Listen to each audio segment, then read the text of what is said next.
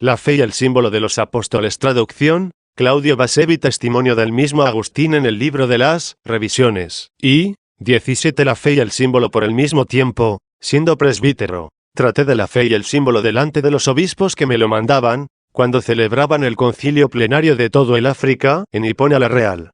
La disertación, a instancias solícitas de algunos de los que más familiarmente me amaban, la reuní en un libro.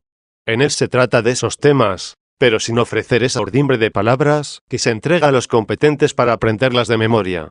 En este libro, al hablar de la resurrección de la carne, digo, según la fe cristiana, que no puede engañar, el cuerpo resucitará.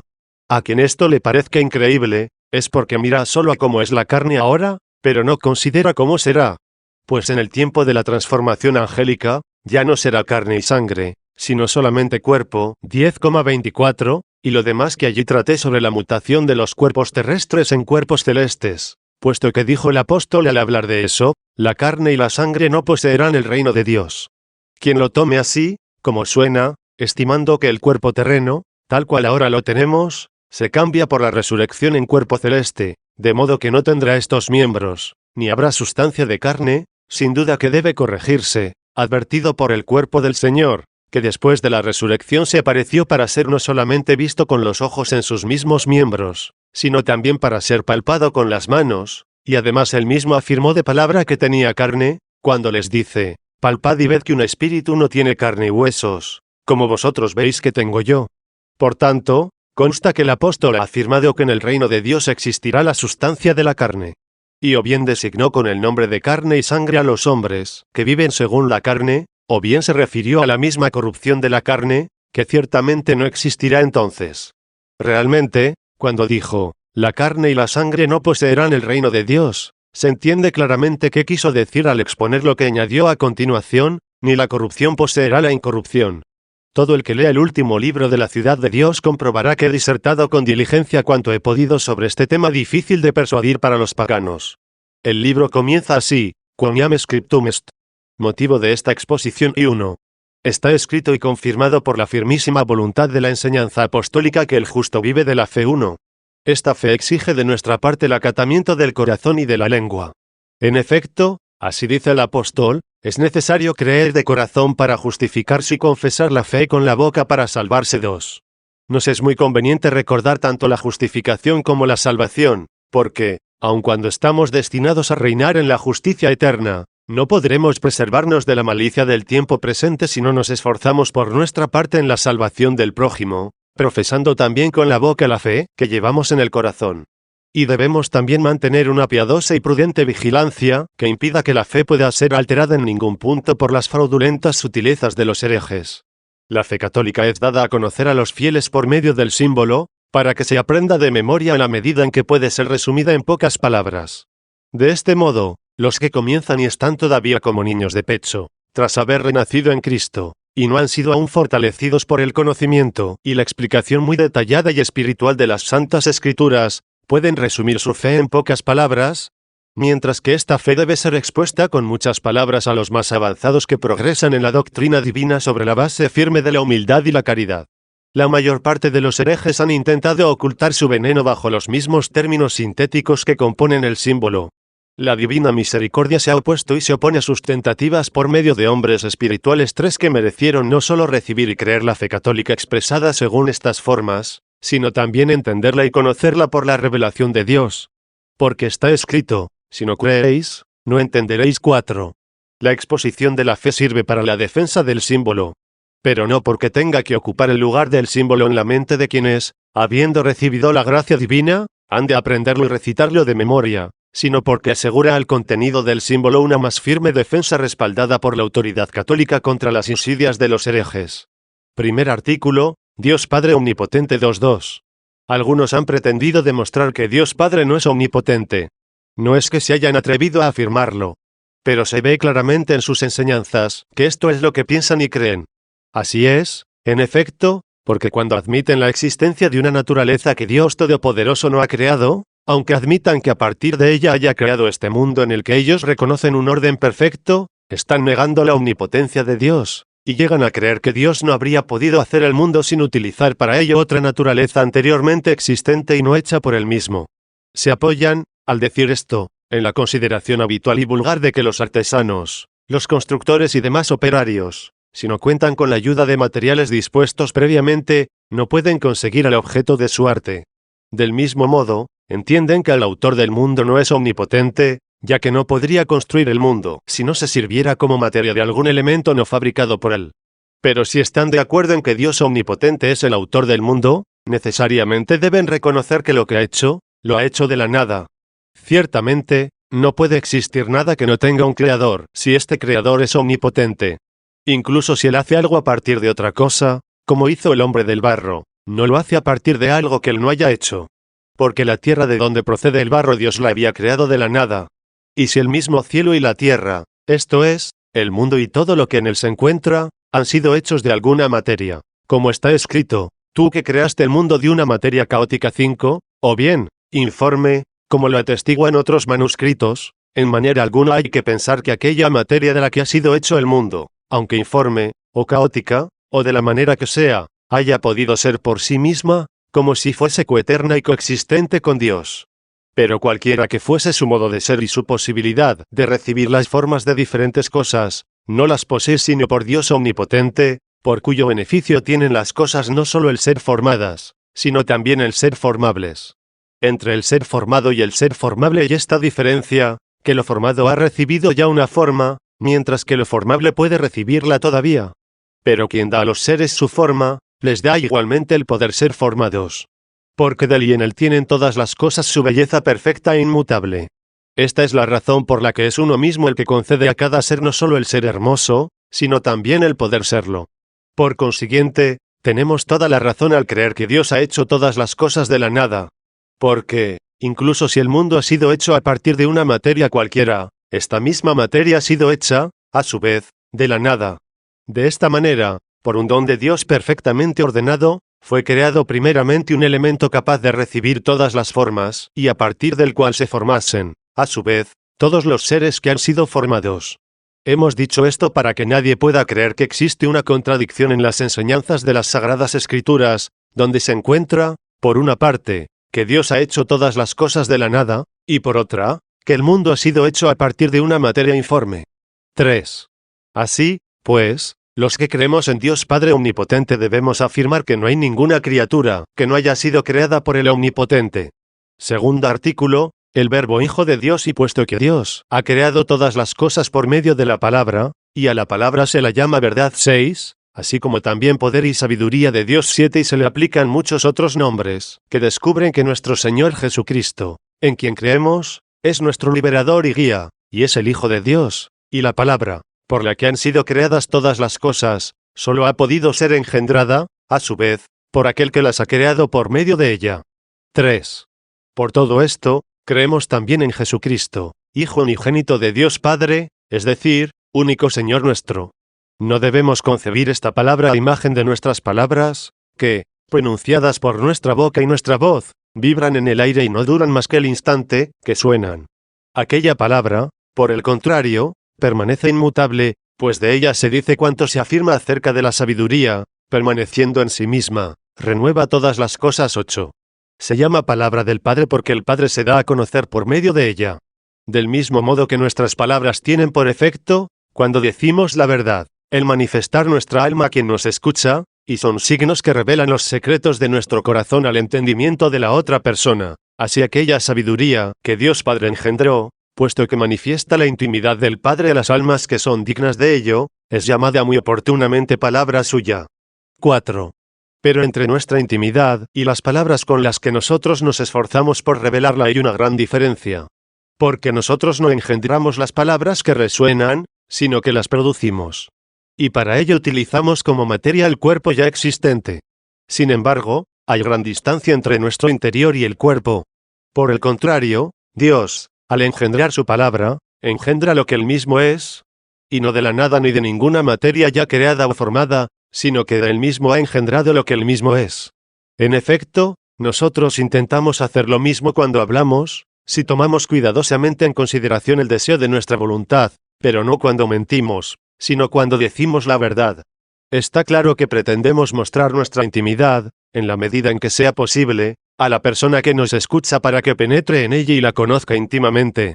Es decir, queremos quedarnos en nosotros mismos y, al mismo tiempo, sin salir de nosotros, producir un signo capaz de hacernos conocer por el otro. Y así, en cuanto nos lo permiten nuestras posibilidades, queremos producir, partiendo de nuestra intimidad, como otra intimidad por medio de la cual aquella se manifiesta.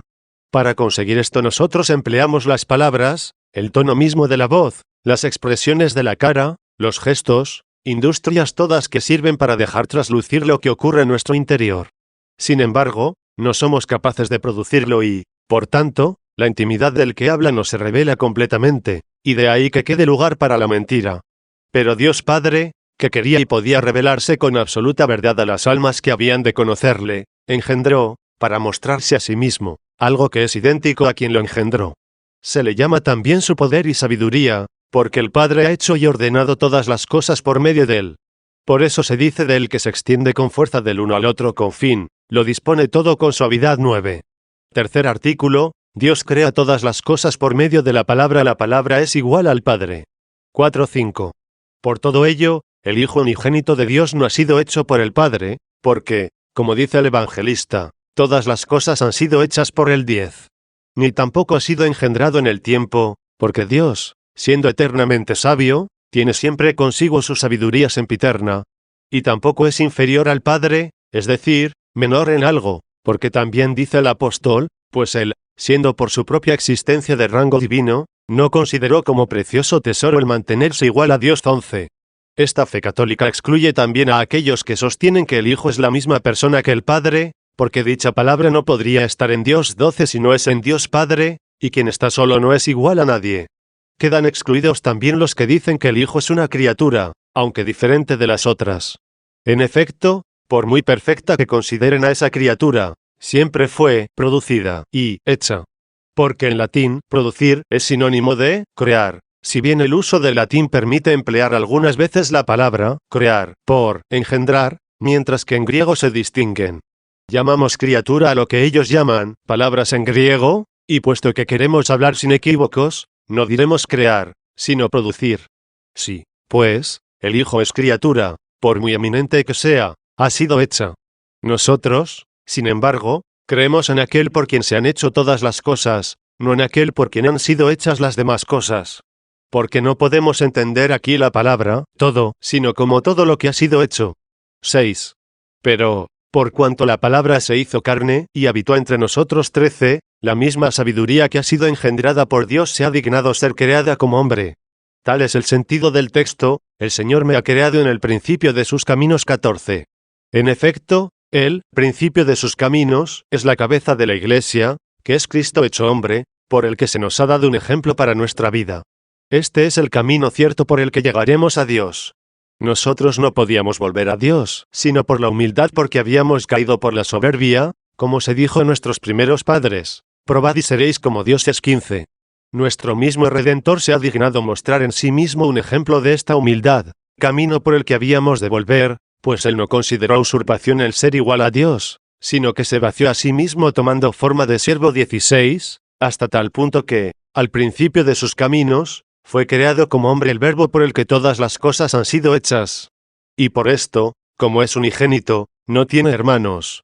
Pero, en tanto que es el primogénito, ha querido llamar hermano a todo aquel que, después de él y por su primacía, renace a la gracia de Dios por la adopción como hijo. 17, como enseña el mandato apostólico. 18. Luego el Hijo natural es el único que nació de la misma sustancia del Padre, siendo lo que el Padre es, Dios de Dios, luz de luz. Nosotros no somos luz por naturaleza, sino que somos iluminados por aquella luz para que podamos brillar por la sabiduría. Ciertamente, Él era la luz verdadera que ilumina a todo hombre que viene a este mundo. 19. Añadimos a la fe en las realidades eternas del plan salvífico que nuestro Señor se ha dignado llevar a cabo y otorgarnos por nuestra salvación. Así, en lo que se refiere a que es el Hijo unigénito de Dios, no puede decirse que fue o será, sino solo que es. Pues lo que fue, ya no es, y lo que será, todavía no es. Aquel es inmutable, sin condición de tiempo ni variación. Y considero que es esta la razón del nombre con que se manifestó a su siervo Moisés. Cuando le pregunta quién ha de decir que le envía si el pueblo al que se dirige le desprecia, recibe como respuesta: yo soy el que es. Y después añade, y esto dirás a los hijos de Israel, el que es me ha enviado a vosotros 27. De donde confío que a las almas espirituales les quede claro que no puede haber ninguna naturaleza que se oponga a Dios. Pues si aquel es, y la frase anterior puede decirse propiamente solo de Dios, porque, en efecto, lo que verdaderamente es permanece inmutable, pues lo que cambia fue algo que ya no es y será lo que todavía no es, no hay nada que se oponga a Dios. Si nos preguntase qué es lo contrario de lo blanco responderíamos que lo negro. Si nos preguntase qué es lo contrario de lo caliente diríamos que lo frío. Si nos preguntase qué es lo contrario de lo rápido responderíamos que lo lento. Y lo mismo cualquier cosa parecida. Pero cuando se nos preguntase lo opuesto de lo que es, correctamente responderíamos que lo que no es. Cuarto artículo, la encarnación de la palabra 8. Puesto que, como ya dije, esta sabiduría inmutable de Dios ha asumido nuestra naturaleza mutable a causa del plan salvífico realizado por la bondad divina en vistas a nuestra salvación y reparación. Añadimos a nuestra fe los acontecimientos de salvación que se han cumplido en el tiempo por causa de nosotros. Creemos en el Hijo de Dios, que ha nacido de la Virgen María por obra del Espíritu Santo. Creemos que es por el don de Dios, esto es, por el Espíritu Santo, por quien se nos ha concedido tan gran humildad de tan gran Dios, que se ha dignado asumir un hombre completo en el seno de una virgen, habitar en un cuerpo materno intacto y dejarlo intacto al nacer. En contra de este plan salvífico, los herejes han acechado de muchas maneras, pero quien mantenga la fe católica y crea que un hombre completo fue asumido por el Verbo de Dios, esto es, cuerpo, alma y espíritu, está suficientemente protegido frente a ellos. Y puesto que esta asunción se ha realizado para salvarnos, hay que tener cuidado no sea que al creer que algún elemento de nuestro ser no ha sido comprendido en esa asunción, creamos que no está destinado a la salvación. Pero, ya que el hombre no difiere del animal, aparte de la forma de los miembros, que varía según las distintas especies de seres vivos, más que por su alma racional, que se llama también espíritu, ¿cómo será sana una fe que cree que la sabiduría de Dios asumió lo que nosotros tenemos de común con el animal, pero no aquello que es iluminado por la luz de la sabiduría y que es propio del hombre? 9. Hay que detestar también a los que niegan que Cristo nuestro Señor haya tenido a María por madre en la tierra. Porque este plan salvífico ha honrado a los dos sexos, tanto al masculino como al femenino, y ha demostrado que Dios tiene cuidado no solo de quien asumió, sino también de aquella por quien asumió la naturaleza humana, pues se hizo varón naciendo de una mujer. Y no nos obliga a despreciar a la madre de Cristo lo que él dijo. ¿Qué hay entre tú y yo, mujer? Todavía no ha llegado mi hora 21. Más bien este texto nos llama la atención para que comprendamos que Jesús, en cuanto a Dios, no tiene madre. Pues en ese momento se disponía a manifestar la majestad de su persona, al convertir el agua en vino. Sin embargo, cuando fue crucificado, lo fue en cuanto hombre. Y esta era la hora que aún no había llegado cuando dijo: ¿qué hay entre tú y yo? Todavía no ha llegado mi hora. Esto es, aquella en que te reconoceré. Porque es entonces, como hombre crucificado, cuando reconoce a su madre según la carne y la encomendó con todo cariño a su discípulo muy amado 22. Ni debe preocuparnos el hecho que, cuando le anunciaron que estaban a la puerta su madre y sus hermanos, respondiera: ¿quién es mi madre o quiénes son mis hermanos? 23. Sino que nuestras obligaciones nos enseñan que, si llevamos la palabra de Dios a nuestros hermanos, no debemos hacer caso a nuestros padres cuando nos lo impiden. Pero, además, si alguno creyera que él no tenía madre en la tierra porque dijo: ¿quién es mi madre?, necesariamente tendrá que negar que los apóstoles tuvieran padres en la tierra, por el hecho de que les ordenara: no llaméis padre a nadie sobre la tierra, pues uno solo es vuestro Padre, que está en los cielos. 24. 10. No haga vacilar nuestra fe el pensamiento de las entrañas femeninas, como si hubiera que rechazar para nuestro Señor una generación semejante. Pues solo consideran vil esta generación quienes son ellos mismos viles. Porque hasta lo necio de Dios es más sabio que los hombres. 25, y todo es limpio para los limpios. 26, dice con gran verdad el apóstol. Los que piensan así, que consideren los rayos de nuestro sol, al que no solo alaban como criatura de Dios, sino que adoran como a Dios. Estos rayos del sol se difunden por todas partes a través de las más fétidas cloacas y los más horribles lugares, y actúan allí según su naturaleza. Y, sin embargo, no se manchan con ninguna porquería, aunque la luz visible está casi al mismo nivel de las suciedades visibles. Cuánto menos se podrá manchar la palabra de Dios, que ni es corpórea ni visible, a causa del cuerpo femenino donde asumió una carne humana con alma y espíritu. La presencia de estos principios vitales no impide a la majestad del Verbo habitar en lo más íntimo, aislado de la fragilidad del cuerpo humano. De donde es manifiesto que de ningún modo pudo mancharse la palabra de Dios a causa del cuerpo humano, que no mancha ni a la misma alma humana. Pues el alma es manchada por el cuerpo no cuando lo rige o vivifica, sino cuando es vencida por el deseo de sus bienes mortales. Así, pues, si quieren evitar manchas al alma, que teman más bien estas mentiras y sacrilegios. Quinto artículo, muerte y resurrección de Cristo v11. Pero era poca humillación para nuestro Señor el nacer por nosotros, pues incluso llegó a dignarse morir por los mortales, se humilló hecho sumiso hasta la muerte y muerte de cruz 27, para que ninguno de nosotros, aunque pueda no tener miedo a la muerte, se horrorice si recibe un género de muerte especialmente ignominioso establecido por los hombres. Así, pues, creemos en aquel que fue crucificado y sepultado bajo Poncio Pilato. Era necesario añadir el nombre del juez para dar a conocer la fecha. Cuando creemos en su sepultura, eso nos trae a la memoria el sepulcro nuevo, que daría testimonio de que había resucitado a una vida nueva del mismo modo que había nacido de un seno virginal. Pues así como ningún muerto fue sepultado en aquel monumento 28 ni antes ni después, tampoco ningún mortal fue concebido en aquel seno ni antes ni después. 12. Creemos también que resucitó de entre los muertos al tercer día. Primogénito entre los hermanos, que le habían de seguir, a los que llamó a la adopción de hijos de Dios 29 y se dignó hacerles copartícipes y coherederos suyos. Sexto artículo, la ascensión a los cielos y la glorificación de Cristo v 13. Creemos que ha subido a los cielos, lugar de felicidad, que también nos prometió a nosotros cuando dijo, serán como ángeles en el cielo 30 en aquella ciudad, que es madre de todos nosotros, la Jerusalén eterna del cielo 31. Sin embargo, suele ofender a algunos gentiles impíos o herejes el que creamos que el cuerpo terreno es llevado al cielo. A menudo, los gentiles procuran usar contra nosotros los argumentos de los filósofos, afirmando que es imposible que algo terreno esté en el cielo. Y es que no conocen nuestras escrituras, ni saben en qué sentido fue dicho, se siembra un cuerpo animal y surge un cuerpo espiritual 32. No se dice que el cuerpo se convierta en espíritu y se haga espíritu, pues nuestro cuerpo, que llamamos animal, no se ha convertido en alma ni se ha hecho alma. Por cuerpo espiritual se entiende que está de tal manera sometido al espíritu, que es apto para la morada celestial, una vez que haya sido transformado y que toda la fragilidad y suciedad terrestres se hayan convertido en la pureza y estabilidad celestes. Este es el cambio acerca del cual el apóstol dice, todos resucitaremos, pero no todos seremos transformados 33. Esta transformación no será a peor, sino a mejor, como nos enseña cuando dice, también nosotros seremos transformados 34. Pero investigar cómo y de qué manera está en el cielo el cuerpo del Señor es una curiosidad superflua e inútil. Basta con creer que está en el cielo. No es propio de nuestra fragilidad discutir los secretos del cielo.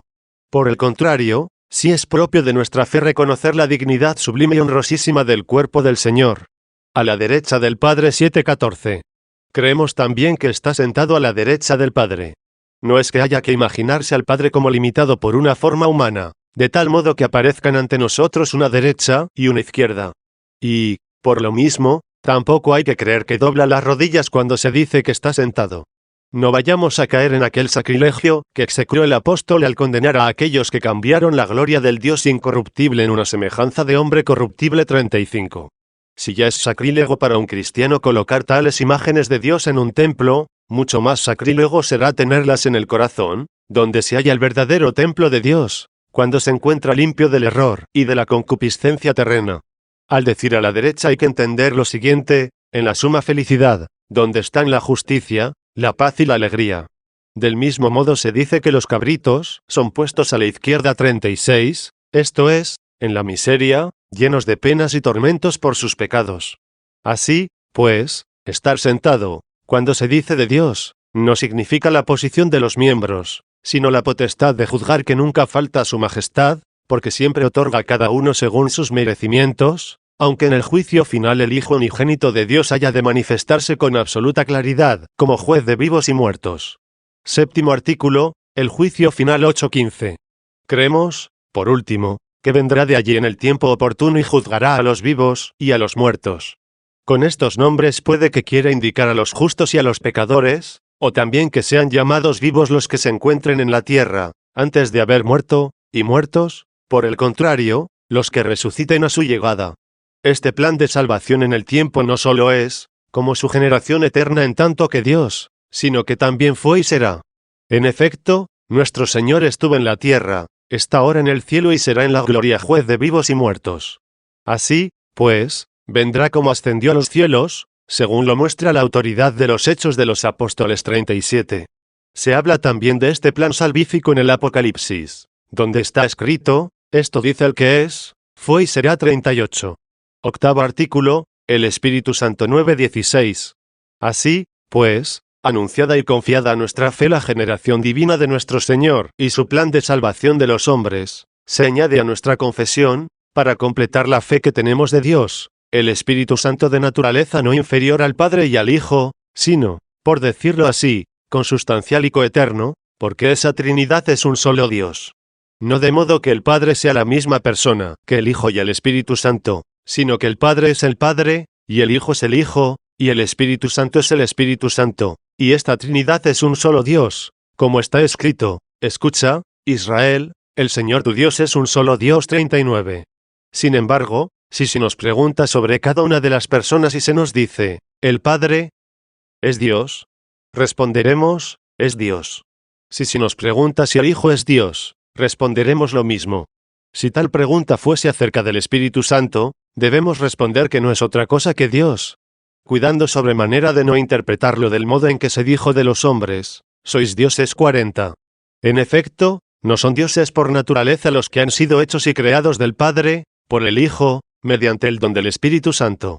En efecto, se designa esta misma Trinidad cuando dice el apóstol, por él y en él son todas las cosas. 41. Por consiguiente, aunque respondamos al que nos pregunta sobre cada uno, que es Dios aquel de quien se pregunta, ya sea el Padre, ya sea el Hijo, ya sea el Espíritu Santo. Sin embargo, nadie pensará que nosotros adoramos a tres dioses. 17. Y no es sorprendente que se digan estas cosas sobre la naturaleza inefable de Dios, puesto que incluso en las cosas que vemos con nuestros ojos corporales y que distinguimos con el sentido corporal sucede algo semejante. Así, pues, al que nos pregunta sobre la fuente no le podemos contestar que es el río, ni cuando nos preguntan sobre el río, podemos llamarlo fuente, y, a su vez, a la bebida que proviene del río, que emana de la fuente no podemos llamarla ni río ni fuente. Sin embargo, acerca de estas tres cosas hablamos siempre de agua, y cuando se pregunta sobre cada una, respondemos siempre que es agua. En efecto, si pregunto si el agua está en la fuente, se responderá que sí. Y si preguntamos si el agua está en el río, no se responderá otra cosa. Y acerca de aquella bebida, la respuesta no podrá ser otra. Y, sin embargo, no decimos que sean tres aguas, sino una sola. Ahora bien, se ha de cuidar que nadie entienda la sustancia inefable de aquella majestad como una fuente visible y corpórea o como el río o la bebida. Por respecto a estas cosas sucede que el agua, que ahora está en la fuente, sale al río y no permanece en sí misma, y cuando pasa del río o de la fuente a la bebida, no permanece allí donde es tomada. Así, pues, puede suceder que la misma agua se refiera ya al nombre de la fuente, ya al del río, ya al de la bebida, mientras que en aquella Trinidad ya dijimos que no puede suceder que el Padre sea unas veces el Hijo y otras el Espíritu Santo. Igual que en un árbol la raíz no es sino la raíz, y el tronco no es otra cosa que el tronco, ni podemos decir que las ramas son sino ramas. En efecto, lo que se llama raíz no puede ser llamado tronco ni ramas, ni la madera que pertenece a la raíz puede estar ahora en la raíz y luego, por algún cambio, en el tronco, y después en las ramas, sino tan solo en la raíz. Aunque aquella regla del nombre permanece, de modo que la raíz es madera, el tronco es madera y las ramas son madera, y, sin embargo, no se dice que sean tres maderas, sino una sola. Pero, a lo mejor, estas maderas pueden tener alguna diferencia, de tal manera que puede hablarse de tres maderas distintas, sin que sea un absurdo, a causa de la distinta consistencia que tienen. En cambio, todos admiten que si de una sola fuente se llenan tres copas, se puede hablar de tres copas, pero no de tres aguas, sino solamente de una única agua, aunque, interrogado por separado sobre cada una de las copas, respondas que en cualquiera de ellas hay agua, a pesar de que no se haya producido ningún trasvase, como en el ejemplo de la fuente y del río. Pero hemos puesto estos ejemplos materiales no porque tengan semejanza con aquella naturaleza divina, sino por la unidad de las cosas visibles, para que se comprenda que puede suceder que tres cosas posean un solo y único nombre no solo aisladamente, sino también al mismo tiempo, y también para que nadie se extrañe ni considere absurdo que llamemos Dios al Padre, Dios al Hijo y Dios al Espíritu Santo y, sin embargo, no haya tres dioses en esta Trinidad, sino un único Dios y una única sustancia. 18. Y, más aún, hombres sabios y espirituales trataron del Padre y del Hijo en muchos libros en los que mostraron a los hombres, en cuanto podían y como podían, que el Padre y el Hijo no eran una sola persona, sino una sola cosa. E intentaron manifestar que es propiamente el Padre y que el Hijo, que aquel es el que engendra y este el engendrado. Aquel no proviene del Hijo, este procede del Padre. Aquel es principio de este, por lo que se le llama cabeza de Cristo 42, aunque Cristo es también principio 43, pero no del Padre. Aquel, en verdad, es imagen de este 44, en nada de semejante y absolutamente igual y sin diferencia. Pero esto es tratado más extensamente por quienes quieren explicar, no tan brevemente como nosotros, toda la profesión de la fe cristiana. Así, pues, el Hijo, en cuanto es Hijo, ha recibido del Padre el ser, mientras que el Padre no ha recibido el ser del Hijo, y en cuanto hombre mudable, esto es, en cuanto criatura que ha de cambiar a mejor, el Hijo recibió el ser del Padre por una misericordia inefable como una concesión temporal.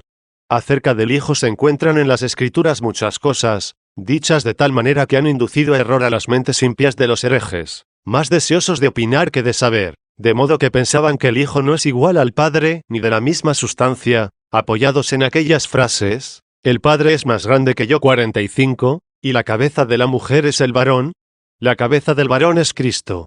Pero la cabeza de Cristo es Dios 46, y entonces él mismo estará sometido a aquel que sometió así todas las cosas 47, y voy a mi Padre y vuestro Padre, a mi Dios y a vuestro Dios 48, y algunas otras de esta naturaleza.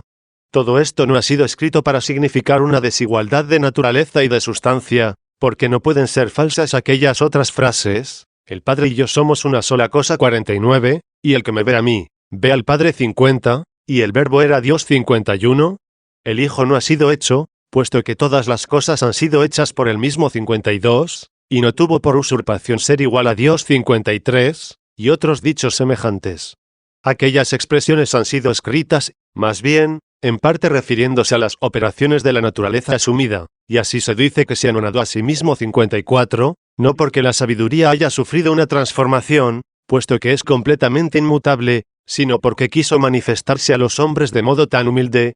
En parte, como digo, han sido escritas refiriéndose a las operaciones de la naturaleza humana aquellas expresiones que los herejes interpretan calumniosamente, y en parte porque el Hijo debe al Padre lo que es, incluso el hecho de ser igual y lo mismo que el Padre. El Padre, en cambio, no debe a nadie lo que es. 19. Por otro lado, los doctos y grandes tratadistas de las divinas escrituras aún no han debatido acerca del Espíritu Santo tan extensa y diligentemente que pueda ser comprendido con facilidad lo que es propio de él. Por tanto, de él podemos decir que no es ni el Hijo ni el Padre, sino solamente el Espíritu Santo. Pero ellos proclaman que es un don de Dios para que no creamos que Dios da un don inferior a sí mismo. Proclaman también que el Espíritu Santo no ha sido engendrado del Padre como el Hijo, pues Cristo es, en efecto, único, ni procede del Hijo, como si fuera nieto del Padre Supremo, pero lo que es no lo debe a nadie sino al Padre, de quien provienen todas las cosas, para no establecer dos principios sin principio, cosa que es totalmente falsa y absurda y que no es propia de la fe católica, sino del error de ciertos herejes. Otros, por su parte, han llegado a creer que el Espíritu Santo es la misma comunión y, por decirlo así, deidad del Padre y del Hijo, a la que los griegos llaman, palabra en griego, y así como el Padre es Dios y el Hijo es Dios, la misma divinidad por la que están unidos, uno engendrando al Hijo y el otro estando unido al Padre, iguala al engendrado con aquel que le engendra, y esta divinidad, que quieren que sea concebida como amor y caridad mutuos, dicen que se llamó Espíritu Santo. Defienden esta opinión con muchos documentos de las Escrituras, por ejemplo, con aquel texto que dice, porque la caridad de Dios ha sido derramada en nuestros corazones por medio del Espíritu Santo, que nos ha sido dado 55, o bien con otros testimonios semejantes, y por el mismo hecho de que nos reconciliemos con Dios por medio del Espíritu Santo, por lo que también es llamado don de Dios, piensan que es bastante claro que el Espíritu Santo es el amor de Dios, pues no nos reconciliamos con Dios sino por el amor, por el que también somos llamados hijos 56, de modo que ya no estamos bajo el temor como los esclavos, porque el amor consumado aleja el temor 57, y recibimos el espíritu de libertad por el cual clamamos, Abba, Padre. 58 y como, una vez reconciliados y llamados a la amistad por el amor 59, podremos conocer todos los secretos de Dios. Por esto se dice del Espíritu Santo, Él os conducirá a toda verdad 60. Y por esto, la seguridad para predicar la verdad, de la que los apóstoles se llenaron con su llegada 61, es atribuida con razón al amor, porque la inseguridad se añade al temor, al que excluye la perfección del amor. Por eso también se llama don de Dios 62, porque nadie goza de aquello que conoce a no ser que también lo ame. Pero gozar de la sabiduría de Dios no es otra cosa que estar unido a Él por el amor, y nadie permanece en aquello que percibe sino por el amor, y por esto el Espíritu se llama Santo, porque todo lo que es ratificado de modo permanente, y no hay duda de que la palabra santidad proviene de ratificar. Pero los defensores de esta opinión se sirven sobre todo de este testimonio escrito, lo que ha nacido de la carne, carne es, y lo que ha nacido del Espíritu, Espíritu es 63, porque Dios es Espíritu 64. Aquí se habla, en efecto, de nuestra regeneración, pero no de la carne según Adán, sino del Espíritu Santo según Cristo. Por todo lo cual, ellos señalan que si en este texto se hace mención del Espíritu Santo al decir que Dios es Espíritu, no se ha dicho que el Espíritu es Dios, sino que Dios es Espíritu, dando a entender con esta palabra, que se llama Dios a la misma deidad del Padre y del Hijo, que es el Espíritu Santo. A esto se añade otro testimonio por el que el apóstol Juan dice que Dios es amor 65. En efecto, tampoco dice aquí, el amor es Dios, sino Dios es amor, para que la misma deidad sea entendida como amor. El hecho de que en aquella enumeración de cosas conexas entre sí, cuando dice, todas las cosas son vuestras, pero vosotros sois de Cristo y Cristo de Dios 66, y, la cabeza de la mujer es el varón, y la cabeza del varón, Cristo, pero la cabeza de Cristo es Dios 67, no se hace ninguna mención del Espíritu Santo, dicen que es debido a que la misma causa de la conexión no suele ser enumerada en la serie de cosas conexas. Por consiguiente, los que leen con mucha atención, creen reconocer a la misma Trinidad también en aquel texto donde se dice, porque de él y por él y en él son todas las cosas 68. De él, como de aquel que no debe a nadie lo que es, por él, como por el mediador, en él, como en aquel que contiene, esto es, que junta con unión copulativa. 20. Contradicen esta opinión los que creen que esa comunión, que llamamos deidad o amor o caridad, no es una sustancia. Al contrario, quieren que el Espíritu Santo les sea explicado según una sustancia, sin entender que no hubiera podido decirse de otro modo Dios es amor, si el amor no fuese sustancia. En realidad, se guían por la condición de las cosas temporales, porque cuando dos cuerpos se unen en cópula, de manera que estén yuxtapuestos mutuamente, la misma copulación no es el cuerpo, puesto que, separados los cuerpos que habían estado copulados, no queda cópula alguna ni hay que entenderla como si se hubiese ido o emigrado, como los mismos cuerpos. Que esos limpien su corazón cuanto puedan para poder ver que en la sustancia de Dios no se da que allí una cosa sea la sustancia, otra lo que se añade a la sustancia sin ser sustancia, sino que todo lo que allí puede entenderse es sustancia. Todo esto fácilmente puede decirse que es verdadero y puede ser creído, en cambio, no pueden contemplarlo en absoluto como no vivan con pureza de corazón.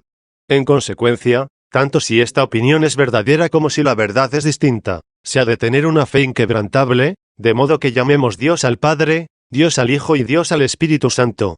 Y no digamos que hay tres dioses, sino que esta Trinidad es un único Dios y que no son distintos según la naturaleza, sino que tienen la misma sustancia.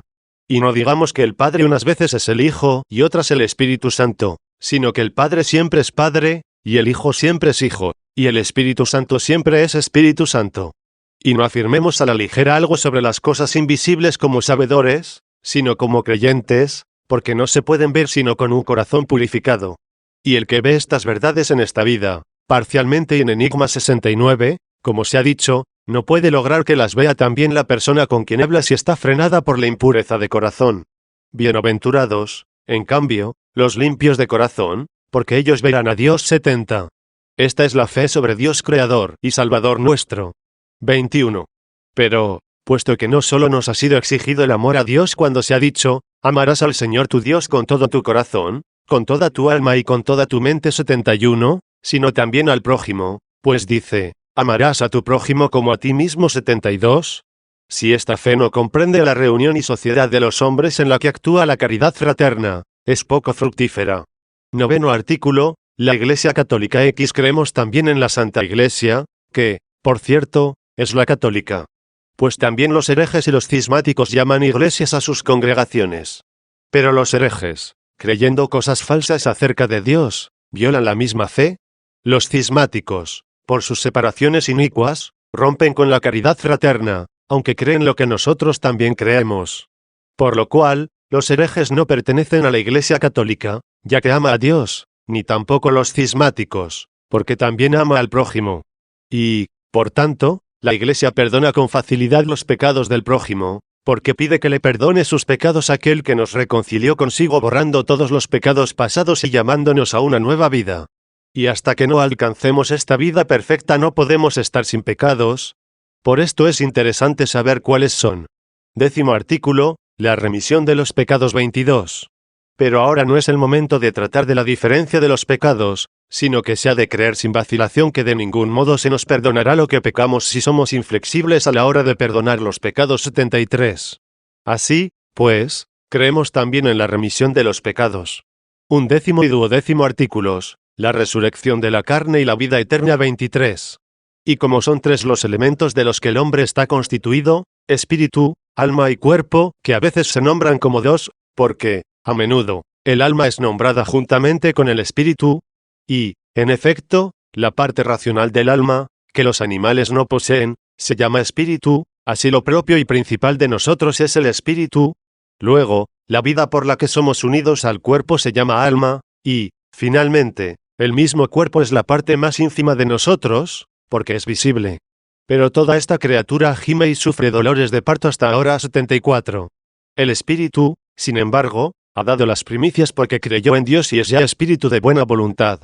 Este espíritu es llamado también mente, acerca de quien dice el apóstol, con mi mente sirvo a la ley de Dios. 75. Igualmente dice en otro lugar, tengo a Dios como testigo, al cual sirvo en mi espíritu. 76. El alma, en cambio, cuando todavía desea los bienes carnales y resiste al espíritu, es llamada carne no por naturaleza, sino por el hábito de los pecados. De donde se dice, con mi mente sirvo a la ley de Dios, pero por la carne a la ley del pecado. 77. Este hábito se ha transformado en naturaleza según la generación mortal por el pecado del primer hombre. Y por esto se ha escrito, también en otro tiempo fuimos por naturaleza hijos de la ira. 78. Esto es, del castigo por el cual se ha hecho que sirvamos a la ley del pecado. Luego la naturaleza del alma es perfecta cuando está sometida al espíritu y cuando le sigue en su seguimiento de Dios. Por esto, el hombre animal no percibe las cosas que son propias del espíritu de Dios. 79. Pero, por otro lado, el alma no se somete tan pronto al espíritu para hacer las buenas obras, como el espíritu a Dios para la verdadera fe y la buena voluntad, sino que, a veces, su impulso se demora más porque corre hacia lo carnal y temporal. Pero puesto que ella misma es purificada recobrando la firmeza de su naturaleza por el dominio del espíritu, que es su cabeza, cuya cabeza, a su vez, es Cristo, no hemos de desesperar de que también el cuerpo sea devuelto a su propia naturaleza.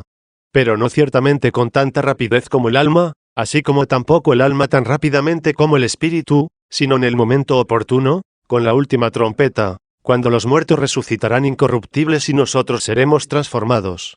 Y, por esto, creemos también en la resurrección de la carne, no solo porque es renovada el alma, que ahora es llamada carne a causa de las inclinaciones carnales, sino que también lo será esta carne visible, que es carne por naturaleza, cuyo nombre se aplica al alma no por su naturaleza, sino a causa de las inclinaciones carnales.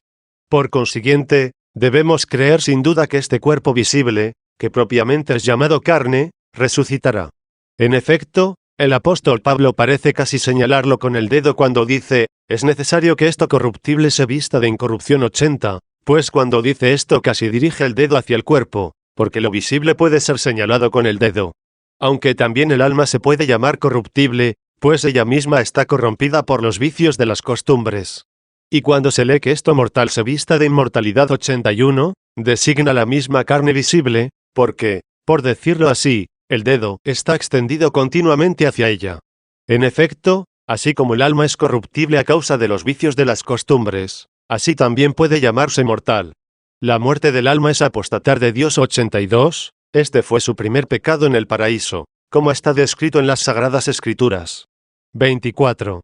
Así, pues, según la fe cristiana, que no puede engañar, el cuerpo resucitará. A quien esto le parezca increíble es porque mira solo a cómo es la carne ahora, pero no considera cómo será, pues en el tiempo de la transformación angélica, ya no será carne y sangre, sino solamente cuerpo. En efecto, cuando el apóstol habla de la carne, dice, una es la carne del ganado, otra la de los pájaros, otra la de los peces, otra la de las serpientes, y hay cuerpos celestes y cuerpos terrestres. 83 segundos. No dijo, y una carne celeste, sino que dijo, y hay cuerpos celestes y cuerpos terrestres. Pues toda carne es también cuerpo, pero no todo cuerpo es también carne, y ello primero en las cosas terrestres, porque la madera es un cuerpo, pero no es carne, mientras que el cuerpo del hombre y del animal son también carne. En las cosas celestes, en cambio, no hay ninguna carne, sino cuerpos simples y luminosos, que el apóstol llama espirituales y algunos llaman etéreos. Por esto, no contradice la resurrección de la carne aquello que dice, la carne y la sangre no poseerán el reino de Dios. 84, sino que proclama cómo será lo que ahora es carne y sangre. Los que no creen que esta carne puede ser transformada en tal naturaleza han de ser llevados a la fe paso a paso. Pues si les preguntas si la tierra puede convertirse en agua, ¿no les parece increíble a causa de la proximidad? Si de nuevo les preguntas si el agua puede convertirse en aire, responderán que esto tampoco es absurdo, pues están próximos. Y si les preguntas si el aire puede convertirse en un cuerpo etéreo, esto es, celeste, ya les persuadirá la misma proximidad.